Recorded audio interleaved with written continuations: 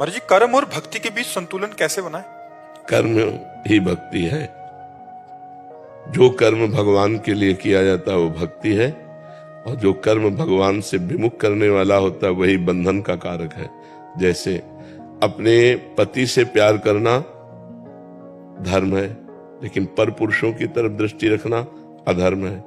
अपनी पत्नी से प्यार करना धर्म है, लेकिन पराई स्त्रियों की तरफ गंदी दृष्टि रखना अधर्म है।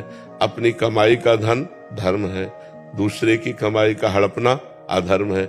ऐसे हम जब देखते हैं तो जो कर्म धर्म युक्त है, जो कर्म भगवान की आज्ञा से किया जाता है वो भक्ति युक्त है, और जो कर्म भगवान से विमुख है अधर्म है वो भक्ति विमुख है।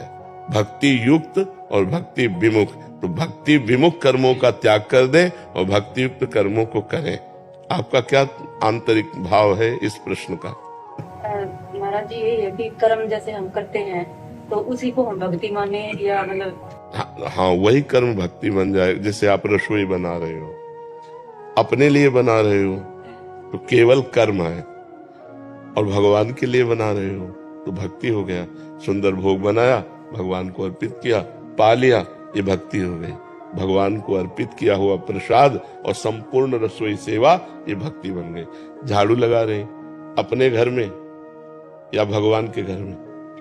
भगवान के घर में तो भक्ति हो गई, अपने घर में तो कर्म बन गया, पोछा लगा लिया।